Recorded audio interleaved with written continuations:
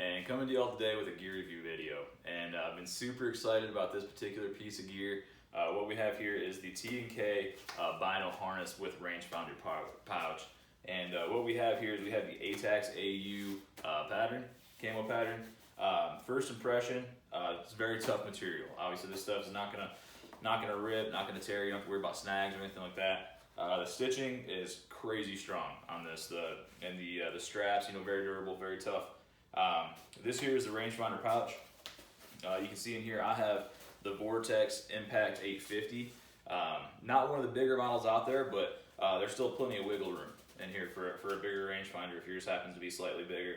Top to bottom, probably I would say another inch to spare in there. So good sized pouch there. And in terms of the main compartment, this is what really impressed me. So I run the Vortex Diamondback HD 12x50s. So these are some of the bigger models out there on the market, and there's plenty of room in this thing. You can see there's tons of wiggle room in there. Top to bottom, again, there's probably about another inch to spare in terms of space in that main compartment. And the snap is super quiet. So he's got the magnetic snaps in here, and you can, no zippers, no nothing. The only other snaps I've seen out there that I do like are the kind of the hook and the elastic strap here.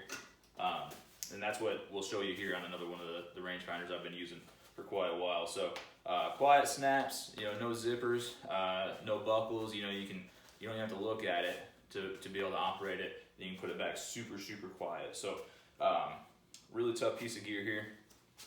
One thing that I did notice that some of the other pouches have, I do like in terms of features that this one does not have, is kind of the mesh side pockets. So you can see on the pouch that I've been running here, you can hear what I'm about to talk about right here. So this is just the Vortex, just the standard Bino pouch that comes in the pack whenever you buy a set of binos or anything like that. And you can see it has the elastic band, the hook and band. Super quiet, just like anything else. You don't have to worry about snaps or buckles or anything like that. But what I was talking about here is the side pouches. So what I like to run in my Bino packs is I like to have I'm mostly a coyote hunter is my main pursuit. So I like to have a little squeaker. So I can do that, if I'm looking through my binos or I'm on my scope, I can kind of tap that squeaker and grab a coyote's attention if they're starting to turn, or if they're kind of hesitating, coming in a little closer. Same with fox. You can see I got a fox fur here too. The fox are super into the squeakers. I don't know what it is, but I called a fox into about 5 feet in front of me one day, just with the squeaker alone. But I also like to run my wind checker right here in the other pouch. So again, not a huge deal. With this main compartment, you have enough room. I can put my wind checker in right there. The squeaker, I can put it in there too. But again, having the ease of just having it on the side where I can just reach up and tap it, as opposed to having to get in here and grab my squeaker. Not ideal, but not the end of the world. We're gonna go into a durability test. That's the big claim to fame with these, is the durability. So, Tyler over at T&K, he offers a lifetime guarantee. On the website it says you can kick it, drag it, bust it, slam it, whatever you got to do. It's a lifetime guarantee. He's going to replace it no matter what. So, in the next part here, we're going to put that guarantee to the test. Right? Is it as tough as he says it is? His claim to fame is that his, the stitching, the materials, not only is it all American made, all American sourced materials, but he claims it's the toughest gear out there. So, him being an ex-Marine, I don't know if I believe him. But we're gonna put it to the test here. So I'm all rigged up. I'm on my skinning rack. You can see through the back of the harness here, and then rigged up on the other one here. And you don't mind if you hear some freedom in the air in the background. I live on an Air Force base, so here we go.